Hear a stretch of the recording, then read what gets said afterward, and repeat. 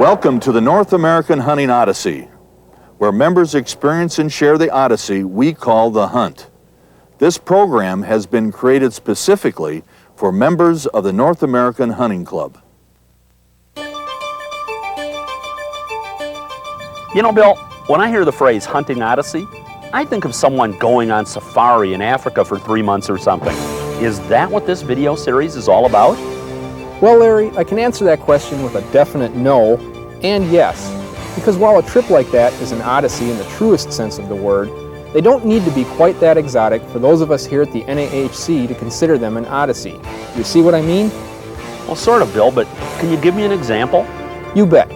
Here, take a look at any one of these NAHC member photos and tell me what you see. Hey, okay, simple enough. This is obviously a proud sportsman with a big spring gobbler. Here's a whitetail hunter with a nice buck taken with his muzzle loader. In this photo, I see a couple of hunters and their retriever with a fine brace of pheasants. This picture shows me a... Whoa, hold it right there. Okay, you're right. That's what those pictures showed you. But what about all of the events that led up to these snapshots being taken? Because every detail of that outing, no matter how small or seemingly insignificant, are what made up their own personal hunting odyssey on that special day. So in other words, what you're telling me is that any hunt can be considered an odyssey? That's exactly what I'm telling you. Any day spent afield, whether you harvested any game or not, can qualify for our Hunting Odyssey series if, number 1, you brought along your camcorder. Number 2, you captured something different, unusual, or humorous on videotape. Number 3, you and your hunting buddies had a great time. And finally, you're willing to share it with your fellow NAHC members.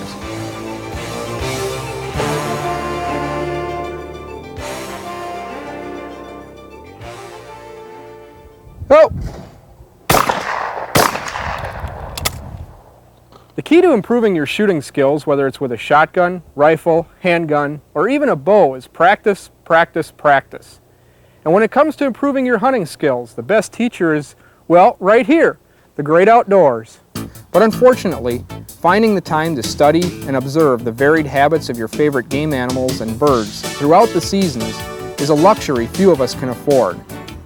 What it all boils down to is this: if you want to become a better hunter, you've got to spend more time out in the woods, the fields, or the blind. But we at the North American Hunting Club know that's not possible for most of you, and it's one of the reasons we've created these members-only Hunting Odyssey videos. They're your shortcut to hunting success. In them, you'll find invaluable information gathered from recognized experts in their fields. If we didn't know the answer to one of your hunting questions, we went out and found someone who did. Plus, some of your fellow North American Hunting Club members who've made their camcorders an integral part of their field gear continue to amaze us with some of their extraordinary footage. And all of those elements certainly come together on this outstanding Hunting Odyssey videotape. First, you'll be heading out to northern New Mexico into the very heart of the Kit Carson Wilderness area. Here, Primos Pro staffer and NAHC member Will Walker and videographer Ron Jolly will take us on an archery elk hunt after a bull they posthumously named the Volunteer. Next, we're off on a guided hunt to South Dakota, to a place where the pheasants are as thick as fleas on a junkyard dog. And then we'll share with you an interesting new way to capture all of your archery hunts on video, by yourself, with an innovative product called the Bow Cam. Then, Dr. Greg Bambenek, more commonly known as Dr. Juice, will fill you in on some secrets to becoming a better whitetail hunter by understanding how scents work. After that, we'll head on out to the fields of Nebraska, where Ralston Purina field consultant Bob West will share his years of experience with us on how to choose the right breed of hunting dog that not only fits your hunting style, but your lifestyle as well. Next, you'll share in the excitement, as it happened, on NAHC Life member Terry Huffman's Arizona mountain lion hunt. Following that, outdoor survival and skill expert John Street will shed some light on the lost art of compass and map reading. And finally, our adventure series takes us to the rugged mountains of British Columbia, Canada, where you'll literally find yourself sitting on top of the world. This spectacular mountain goat hunt pushes NAHC members Charlie Stricker and Ken Wilson to the limit. And you're going to have to stick around to the end to see how they made out. But first, we're off to New Mexico.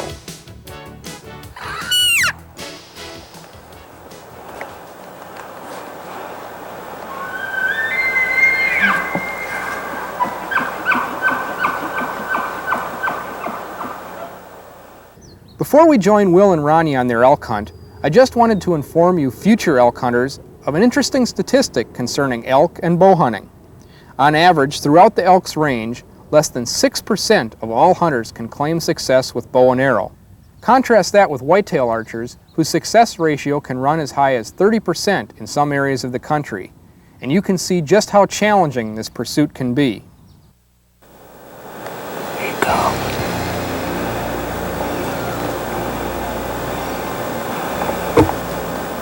I'm on it.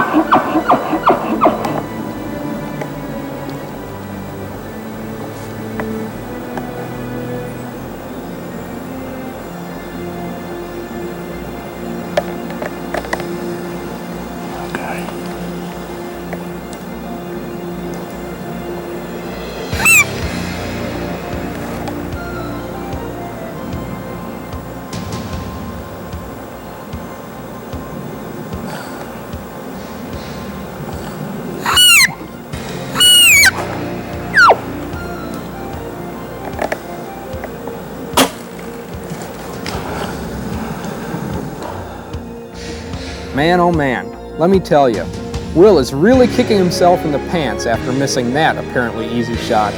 He had no excuse to offer other than the fact he just plain choked. But this was the peak of the rut, and this 4x4 was bound and determined to gather up some cows for himself. So Ronnie and Will kept up the calling pace, hoping to fool this bull back into range. But the minutes soon turned into hours with no luck, and the two of them had just about given up hope when a last-ditch bugle on the call was answered with a challenge. Within seconds, the bull appeared out of an aspen stand, and once again the adrenaline began pumping.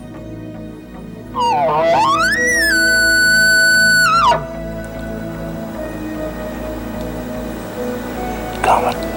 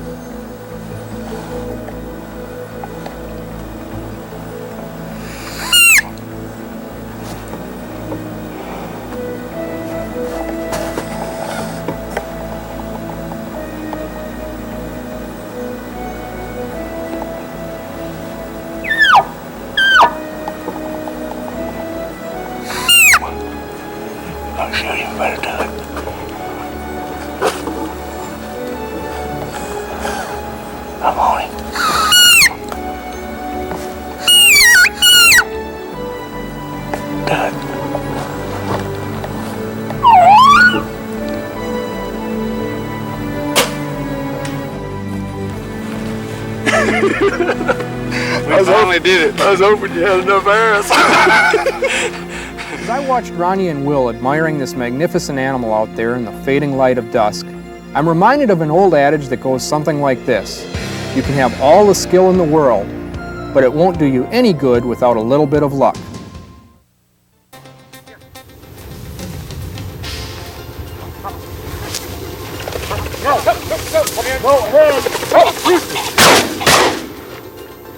Good boy. Good boy. Good boy. Here. Drop. Good boy. Good boy. Good shot. Farm fields of South Dakota offer food and shelter to one of the most beautiful game birds, the ringneck pheasant. The shelter belts of the corn and milo fields offer excellent cover, and the ringneck is a crafty bird, so your chances of success are increased significantly if dogs are used. In South Dakota, the weather is a factor for whatever you're doing. With the pheasant population, the severity of winter, and the amount of rainfall during the hatching season impacts the hunter's chances of success. That is unbelievable. We're here at Big Bend Ranch near Pierce, South Dakota. It's famous for its Greater Canada goose hunting, but it's got some equally fantastic pheasant hunting. Way to go, guys! Woo! Man, we're having a good time, Alex. I think everybody here is having a real ball.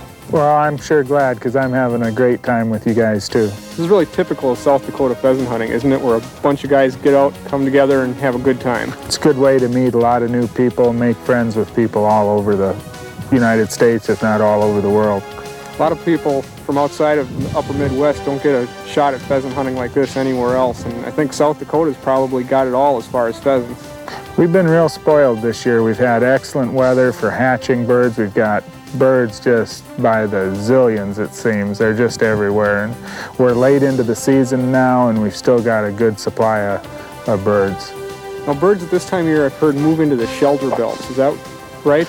Well, it's pretty nippy today, and it's getting on in the afternoon, and I think they're probably thinking about finding a place to roost, and I think now would be a pretty good time to find them there. When you look in the shelter belt, what are you looking for? What makes a good shelter belt? Well, lots of trees, probably 12 to 15 rows of trees or more to protect against the adverse conditions we get here, especially in the wintertime, such as blizzards and that.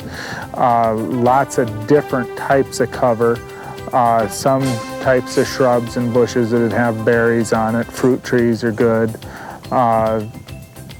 that sort of stuff. Lots of weeds are good. Initially, we can have weedy shelter belts because of getting the trees going, but once the trees are mature and can tolerate a little pressure from the weeds, we kind of let those go. But these are put here to help the pheasants through the winter. This isn't something that just is a side effect of agriculture. These are really meant to help the pheasants. That's right, that's right. Everything we do here is with wildlife in mind. And, you know, if it fits in with good farming practice, that's great too, but we tend to be kind of weedy farmers on purpose for the pheasants. That's great. I think I hear some dog whistles. I think we better move into position here and block any birds they're going to push past. Okay.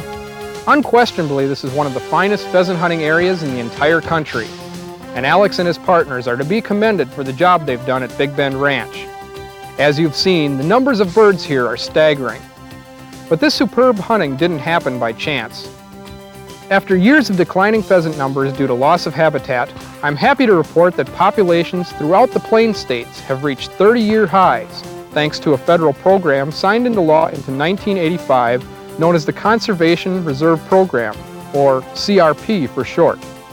CRP's main purpose was to idle marginal land for 10 years in an effort to reduce soil loss on highly erodible farmland. But for us sportsmen, the real benefit of CRP was that nearly 40 million acres of land, better suited for wildlife, has been returned to its near-natural state and making it ideal habitat not only for pheasants, but for a multitude of other game and non-game species alike. And no one knows that better than NAHC Life member Bruce Eldridge, who farms in South Dakota. This place is just gorgeous. We've been talking a little bit about the CRP cover. Why do you put your land into CRP?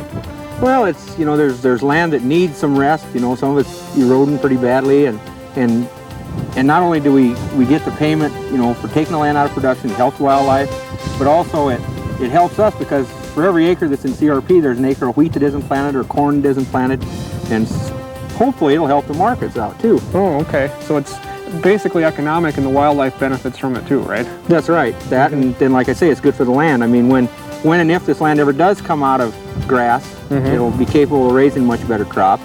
As farmers, I mean, we like having wildlife, but we can't afford to just have a piece of land that's not doing anything for us on this scale that it is now. And so whatever happens to it, it definitely won't be as good for wildlife as it is now. It hasn't turned things around entirely by itself. There's other things you got to do. I mean, it's not a be-all to end-all, and it's just like everything else.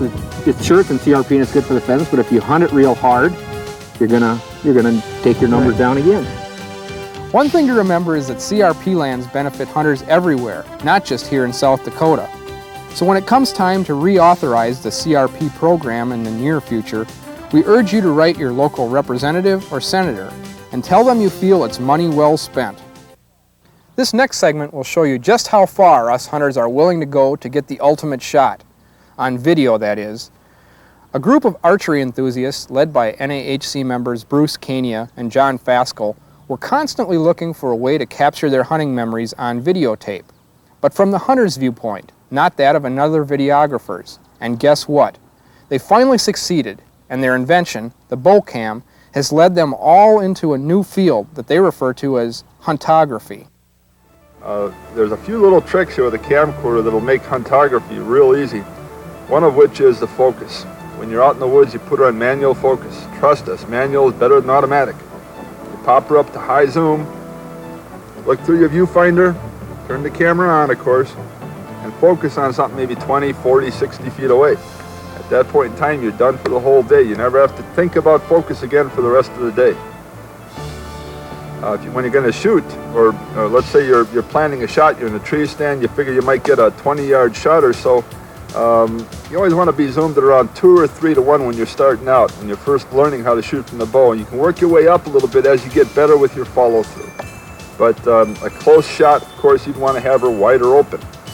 A further shot, it doesn't really matter. Again, 3 or 2 or 3 or even 4 to 1 when you get good. Keep in mind that for optimum arrow and flight footage, you want to use the highest shutter speed that the light will allow for. Under normal conditions with huntography here, the things to keep in mind are high light, high shutter speed, low light, low shutter speed.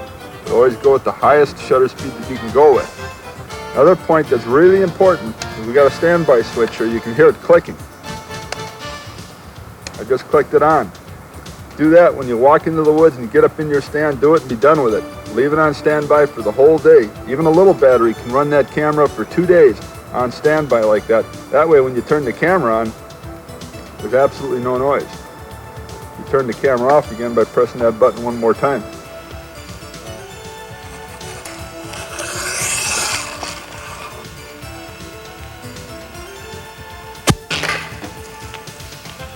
I heard the arrow hit wood.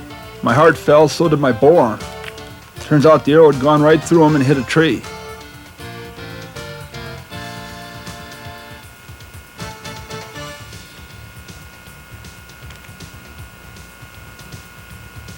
We're going to zoom up on that buck here in just a second. Notice how unalarmed he looks. I don't think he knew he was hit.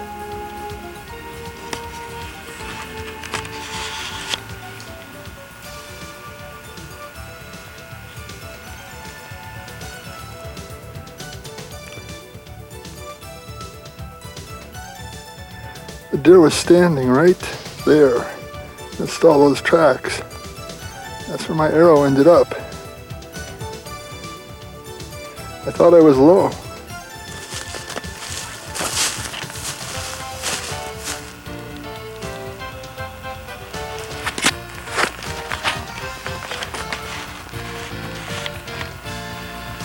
Good, Sam. Looks like a hard shot. Maybe 18 inches spread. 4x4. Nice sized body.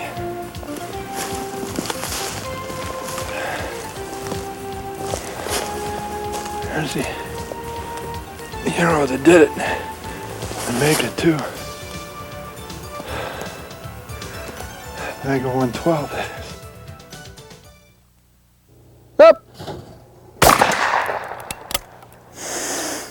Take a deep breath and see how many odors you can smell. Outside here, I can smell the fresh cut grass and the smell of my fresh burned powder. If you're indoors, maybe you can smell dinner cooking or the aftershave that you put on a little while ago. But that's probably about it, just a couple of scents. Now imagine that you have an olfactory system that's a sense of smell to us non-biologists that's 1,000 times more acute than ours.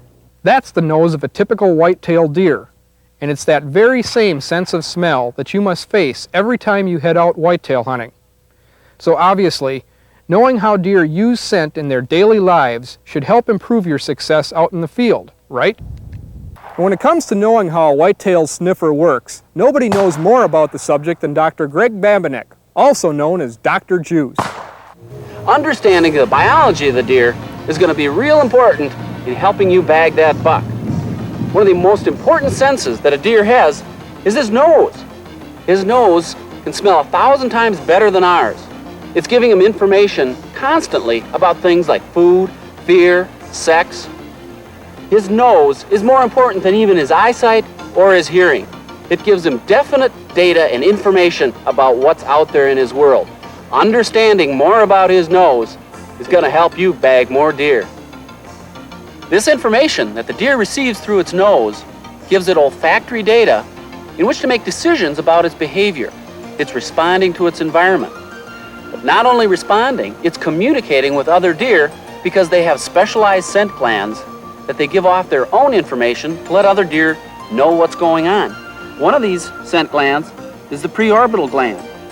Right here in front of the eye, the deer during the rut is rubbing this on the overhanging branch of the scrape, along with the forehead glands. There's sodiferous glands all through the forehead skin of the deer. That's why they choose a scrape area with an overhanging branch that they chew on and that they rub between their antlers. The buck puts his scent on there, letting other bucks know that's his territory, as well as letting the doe know he's there. One of the most important scent glands that a deer has is the tarsal gland. It's located on the medial side of the hock on the hind leg. Now this is a tuft of hair, and it's got brown material that comes from sodiferous glands that are located down in the skin. It's coming out to the surface, and the deer constantly is letting this odor out. It can intensify it by doing what's called rub urination, where it rubs the tarsal gland with the other side and urinates onto it, putting more scent down on the ground. This scent is how a deer identifies an individual of its own species. It's kind of like you coming in the house and smelling a cigar. And you know your wife doesn't smoke cigars. And there's some strange man in the kitchen, or worse. You're going to go check things out. And that's the same thing that buck does in his own territory. When he smells that stranger, he's going to check it out and get a visual on it. And that's when you're there, ready to take him. Experienced hunters may be familiar with urine-based sex scents, but sex is far from the only odor that can bring big bucks running. They must defend their territory. Territoriality is always operational. The scent of a foreign invader, a strange deer in the home range, triggers a powerful biologic response. Bucks approach to repel invading bucks, and does approach to investigate new bucks and does. Controlling deer movement begins with a plan. First, determine how deer naturally move through your area. Locate which trails will provide your best opportunity and choose your stand. Consider the wind direction. Put 20 drops of attractant on a tree or pad 4 feet above the ground and 20 yards out from your stand where you want to position your deer. The next scent gland we come to is called the metatarsal gland. It's on the lateral side of the hind leg, and it's surrounded by white hair, and it's a gland down in the middle. It's dark. It's about 2 centimeters long. Now this gland is completely different than the tarsal gland. That's because it's under voluntary control. It's surrounded by erecti pili muscles that can close or open the gland. It's not constantly open like the tarsal gland is. When it opens up this gland, what it's giving off is a fear scent. It's letting other deer know there's danger in the area.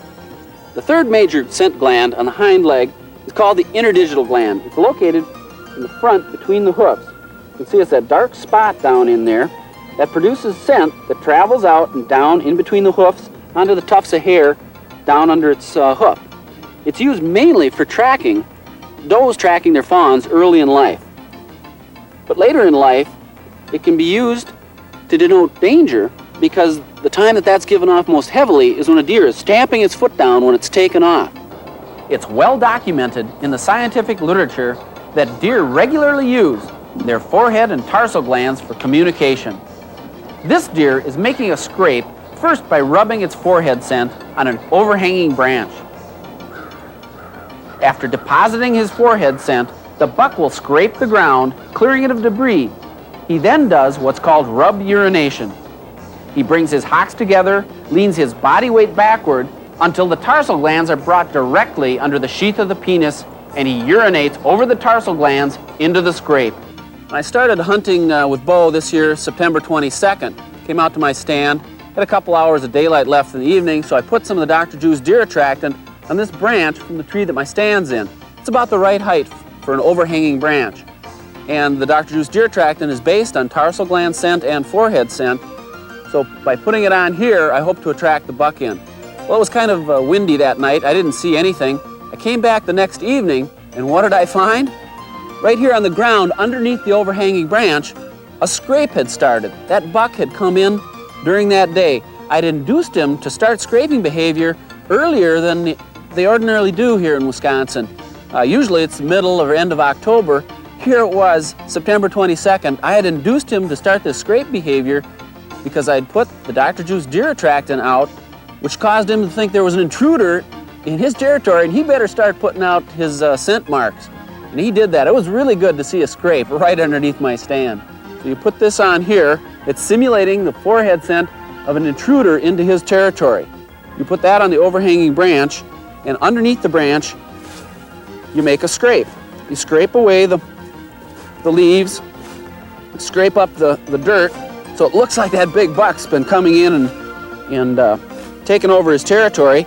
Then I put this tarsal gland scent down in the scrape.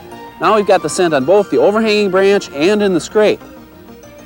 When you come back, hopefully that buck's going to be there during hunting season.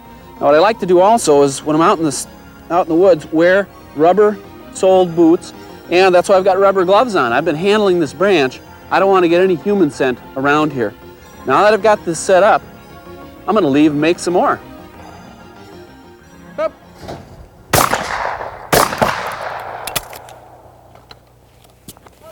In showing you this segment, we're not trying to promote one brand of scent or cover over another. All we're saying is that scent is critically important to deer and other big game animals, and it can make the difference in your hunting success. And another topic where making the right decision can make a big difference is in picking out a hunting dog that's best suited to your needs. And there's no one better than Ralston Purina field consultant Bob West to help you make that decision. Well, Bill, that's true. It's a great responsibility, and when you go select a pup, you're looking at a 9 to 12-year commitment. So you have to be careful. Make sure that you're the kind of person that will take care of the dog. You have the facilities that the area you live in, zoning ordinance or whatever will allow for it before you take on that responsibility. And then, of course, you have to decide what kind of hunting you do primarily and zero in on a type of dog, whether it be if you're a waterfowl hunter, you'll want a retrieving breed that's specifically bred and selected for that type of work. A lot of people like flushing dogs, like the Springer Spaniels and things. I kind of lean towards a pointing bird dog. I like that extra added attraction of the point and the safe shot and things like that. What characteristics are you looking for when you go to buy a puppy? Okay, well, again, we're going to look for these in the parents and hope they're reflected in the pup. The first and most important reason we use dogs to hunt is quality of nose. We have to have a dog that's got a keen nose, but it has to be discriminating. It has to be able to sort out game, non-game species, crippled game from live, and so on. And the mental attitude to concentrate and focus on that sense of smell and sort it out and be discriminating about it. Another thing that's real important is their desire, their work ethics. The hunting environment for all dogs is adverse. Mm-hmm. It's cold, muddy, wet, there's thorns, and it's just hard going. So we have to have a dog that has that attitude that he'll persist. He'll go through that heavy cover, that in the retrieving breeds, that ice and adverse water conditions, and just stick in there persevere and help us find that game both before and after the shot. We don't want a dog that'll quit a search for down game. You know, that'd be wasteful, and that's not what we're out here for. Other things like cooperativeness, some people call it biddability in dogs, but there is a characteristic, it is bred for selectively, and it is measurable, that the dog has this quality of being a team player, that they want to cooperate with us, work with us, they're not self-seeking. Those kinds of dogs are easier to train, they stay trained. You don't have to keep working on them. I mean, they enjoy working with you. Well, we've seen Chip do some great work this afternoon. I can see what you mean. He's just a great companion dog. Yeah, he likes being around people, and that's something too that, you know, our dog's not in the field hunting all the time. We have to have a friend and a good citizen too that can go around with us. Other things we look for, Bill, are coat and conformation. You know, to endure these long days of field, they have to have a good coat that'll abrade that heavy cover and protect them, keep them warm, keep them cool. It's their first line of defense against infections and things like that. In these breeds, we want a good, strong pointing instinct. The pointing instinct is really the pause before the pounce, you know. In natural line of predation with cats or with coyotes or wolves, it evolved that when they smell game, they'd stop, identify where it was, and pounce on it. And we feel that through selective breeding, these pointing bird dogs, that has been enhanced to a real high place. And then if we have that good, strong pointing instinct that we can depend on, we have ways of teaching a dog to stay in that position so that we can walk in for a good safe shot like we did earlier. And again, those things, you see those in the parents, and if these parents are similar in those characteristics, you can hope that the pups will have those. And I think we can do better there, telling people to choose the right breed for their type of hunting. Going back to some of the basics on breeds, we talked about selecting a breed based on the type of hunting that you do. But there are some breeds that are more versatile and cover a broader spectrum. Could you go over some of those? Well, typically we can kind of sum that up by saying the continental breeds.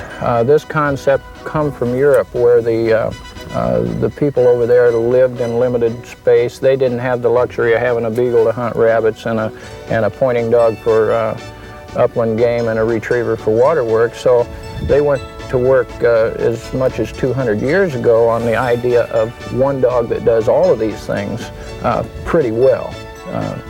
It's a rare one that can compete with a specialty dog in his field, but there are dogs like the German Shorthair, the German Wirehair, the Griffons, Poodle Pointers, Vizslas. I don't know if I said Weimaraner. Those kinds of dogs were selectively bred to be able to work land and water, to point, to track, real good dogs after the shot. And they might be a good choice for a fellow that, or a lady that likes, say, to get in on the early duck season, the teal seasons and things like that. But when the upland bird season's open, they like to go to the quail or grouse woodcock hunting. Those kinds of dogs are great there, and you've got an all-around buddy. You can bet a lot of time and money went into picking the right dogs on this upcoming segment as well, because now we're off to Nevada to join life member Terry Huffman on his dream hunt. One of Terry's hunting goals was to stare into the eyes of a mountain lion, armed only with a handgun. And this past January, his dream hunt became a reality. Here's Terry's story in his own words from a letter written to the NAHC. When 9 o'clock came, I was sitting between him and his assistant Kelly, and we went cruising canyons. I was amazed at how even bumping down 2 old tracks that they could tell the differences between bobcat, coyote, deer, mountain lion tracks, and their relative freshness. Upon closer examination of the lion tracks, they could determine size and even gender. They shared their abilities with me, and in time, even I could pick out a tomcat track. One of the things I came to appreciate about lion hunting is to be a good lion hunter, most of us need a good lion guide. The exception might be someone who keeps a good pack of hounds, owns and maintains horses, snowmobiles, 4-wheel drives, and has access to areas lions call home. We were back at the ranch at 1 a.m., and Jim said because we hadn't found what he was looking for, He was going back out at 3 a.m. and would come back and wake me up for breakfast at sunup. No way. At 3 a.m. we were back in the truck, searching for the right track. And at 10, we found a track that looked pretty good, but wasn't too fresh, probably made sometime yesterday. The decision was made to let out 11-year-old veteran hound Smokey to offer up his opinion. He showed some interest.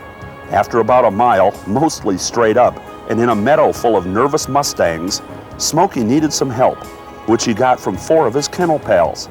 And after another mile or so, mostly straight up, we were getting some hound music, which meant, hey, we might just catch up to this cat, who until now didn't know he was being followed.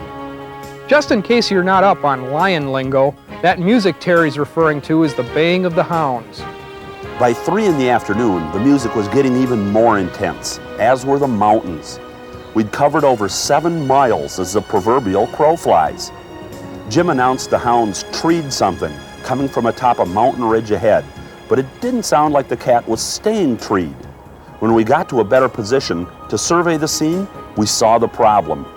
There were no trees on that bluff, and to make matters worse, a 60-foot vertical rock face was between us and the confrontation. We'd have to go around and straight up in a hurry.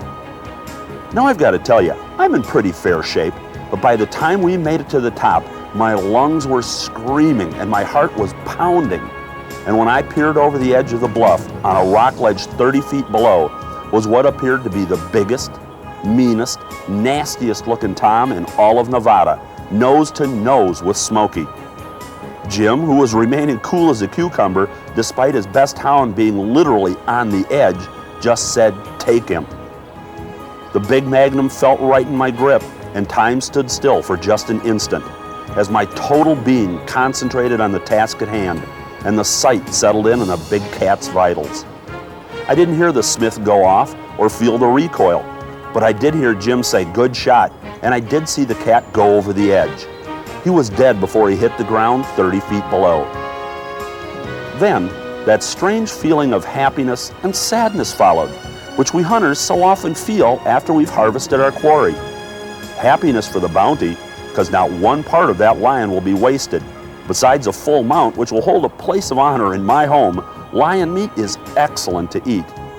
But sadness for the fact that now my lion lives only within me.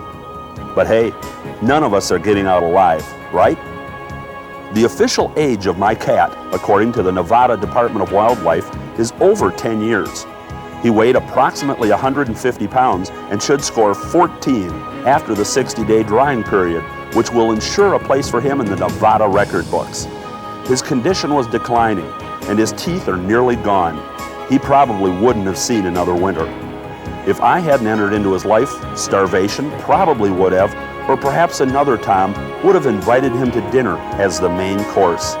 He's a scarred up old boy, and he's missing 3 of his front claws. I'm very proud of him. Up. I'm sure you are, Terry. That's a trophy any hunter would be proud of. And if you pride yourself on being a true outdoorsman, one of your basic skills should be knowing how to use a map and compass to find your way not only into, but out of any unfamiliar areas. And one of the easiest ways to pinpoint your location is through a process called triangulation that survival expert John Street will share with us after we discuss some compass basics. You know, before we start talking about really how to use a compass and the ABCs of compass use and navigation, I'd like to just show you some different kinds of compasses that are on the market today. And one of the neatest ones I've found, I carry with me all the time. I carry a little pocket survival kit, and the Brunton folks have made a little disc compass that you can peel out of one of the instruction cards, and by just scooping up a little water and suspending this disc on the surface, you've got a compass. But then you may elect to use some of the more modern varieties of compasses. This is a pull tab compass that I keep on my day pack. There are other kinds too. These pin-on models will go on your jacket or shirt, or you can even pin them to your watch band for a wrist compass. clip-on compasses are neat like this too. There's prismatic compasses, and then there's the old standby, the pocket transit. But the compass I'm going to use to teach you how to navigate and the principles of compass use is this map compass right here. Well, I'm on a road here and it's one of these switchbacks, but I'm not sure which one it is. And by looking at two known objects and using my compass, I can find out exactly where I am. I can see that rock outcropping on my map, and that's Fossil Hill up there. So with those two known objects and a map and my compass and taking bearings, I can find out exactly where I am. My bearing to the rock outcropping is 94 degrees.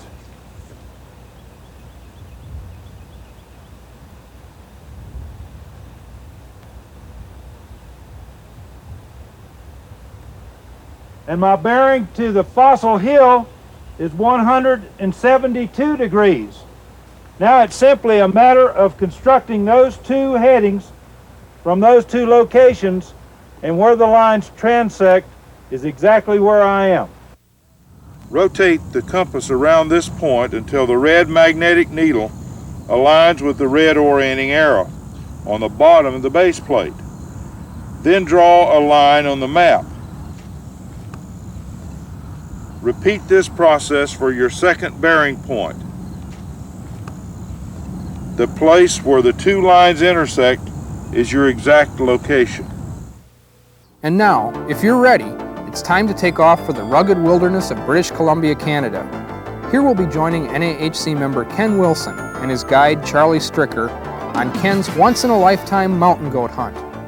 They did such a great job on this video that you'll feel you're right there with them on their hunting odyssey. My God, there's them 6 goats up there now, Ken. They really got out of the timber, didn't they? Yeah. Same 6 and no Billy. I think it's the same bunch in there. Look like all nanny goats. Wow, that's an awesome scene. That's probably the prettiest wildlife scene I've witnessed. Yeah, they're sure agile, ain't they? They can mooch around them rocks pretty good. Beautiful. Yeah, there's no Billies in that bunch though neither, Ken. So we may as well go somewhere else and look around. Let's watch them just for a minute. Or are you in a hurry? Yeah, I'm getting hungry for some billy goat meat. Well, you're gonna have to wait a minute. I want to see him climb out here. How is that billy goat meat? She's a little tough, but it's better than nothing at all. Spotted these 2 goats over on the other side of this real rocky outcropping here. And the fact that they're just 2 leads us to believe they may be billies, and the fact that they're feeding about 100 yards apart leads us to believe they may be billies, and the fact that they're the same size leads us to believe they may be billies. So we're going to climb around this outcropping over for a closer look, and if they still look good, we'll climb in for a shot after we've assessed the horn length. We're going to rest up just a little bit and then head on down. Yeah, I think them goats are right down in here somewhere, Ken. This is the timber we saw them go into, right? Yeah, they were fed down in here, right. So should we go in after them? We'll just kind of mooch around here and see if we can see them.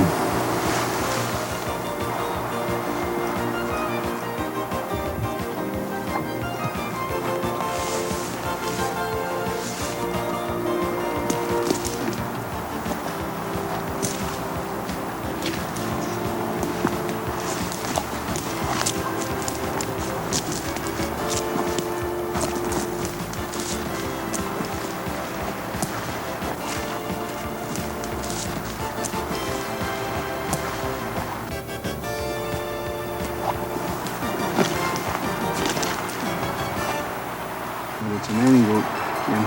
That's an Annie, huh? Yeah. She's got long horns. Yeah, she's real long horn little girl. How long do you think she is? I think she's pushing on 10 inches, which is a long goat.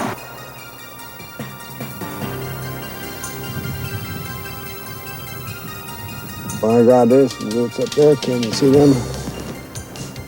Oh, those white objects moving across the sheep trail up there in the shale? Yeah, right there, going across that shale slide there. Oh, yeah, I can see that they're goats. Looks like about 6 of them. And Annies or Billies?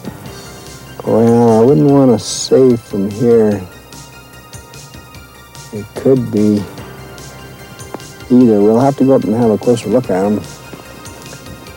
Go up there and get a good look at them. And just follow straight after them or work over? Yeah, they're probably going to go over on that green pasture over there and start feeding, and we'll get a look at them from there. They should be just right down there.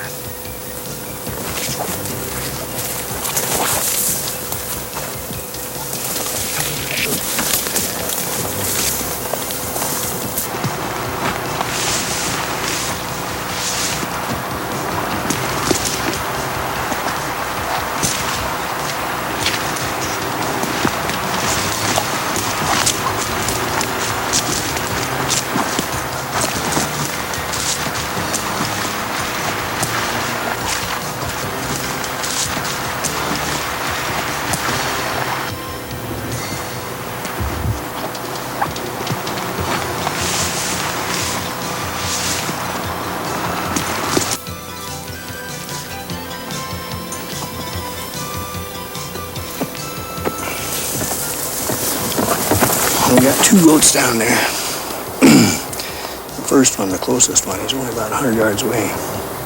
He's a 9-inch goat, and he's facing away from us. So it's a pretty good setup.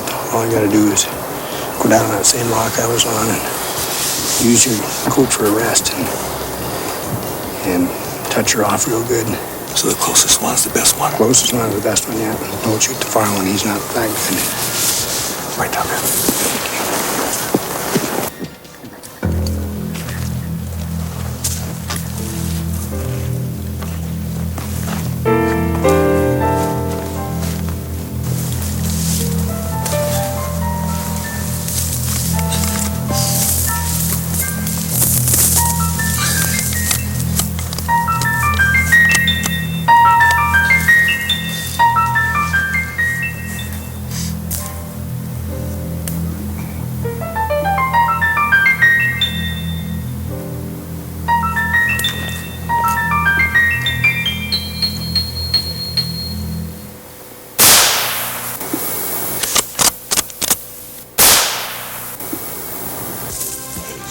Good going, Ken. Thank you. Good shot. Well, it was a great stalk. 100 yards away, back to us. Well, hope you can do that with the sheep for me. Well, you gotta get lucky on these stalks once in a while. Can't mess them all up. That was nice. The only problem is that we left all of our food with Rod. Yeah, I kind of feel sorry for Rod. He's gonna have to eat that big pot of stew up there. Look, there goes the smaller Billy. Well, let's go down and see how good he is. Okay, you bet.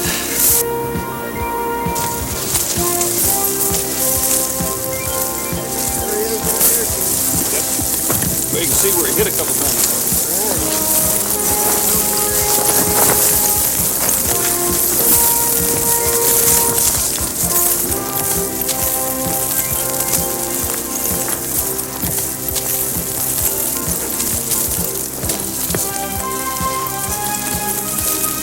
My gosh, you got both his horns, Ken. Ah, it's a nice old Billy, huh? Great.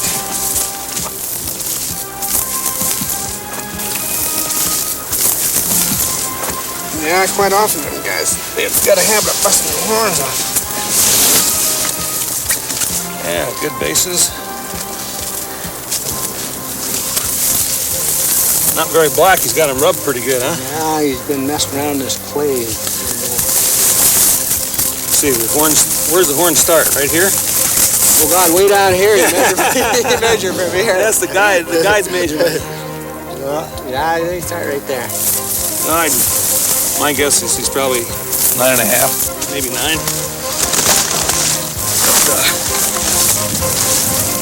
Big old animal, huh? That was truly an exciting hunt, wasn't it? And we certainly want to thank Ken and Charlie for sharing it with us, because that's what the Odyssey is all about, sharing. Sharing the excitement, the thrill, the humor, and the information that make us all better able to appreciate our great American hunting heritage. And so, a big thanks to everyone who helped us make this Hunting Odyssey possible. First, to Ken Wilson, Charlie Stricker, and Sportsman on Film for sharing that great British Columbia mountain goat hunt with us. Many thanks, guys. To John Street and the Brunton Compass Company go our sincere thanks as well. Hopefully, we'll be seeing more from them in the future. And to NAHC Life member Terry Huffman and Mustang Outfitters for taking us on that incredible mountain lion hunt. Thanks goes to Bob West of Ralston Purina for taking time out of his busy schedule to talk dogs with us. And of course to Dr. Greg Bamanek, Dr. Juice, goes a hearty handshake also. Keep up the good work, Doc. I'd also like to thank Bruce Kaniak, John Fasco, and the rest of the Bocam Huntographers for filling us in on that nifty little device. And to my old friend Alex Falk at Big Bend Ranch in South Dakota, thanks again for your fine hospitality. And once again, thanks to the wonderful folks at Primos Game Calls. Will, Ronnie, and Cuz, you know we couldn't do it without your help. And the biggest thanks goes to each and every one of you for letting me join you in your home. I hope you've enjoyed watching this Hunting Odyssey video as much as we've enjoyed bringing it to you. Until next time, take care and good hunting.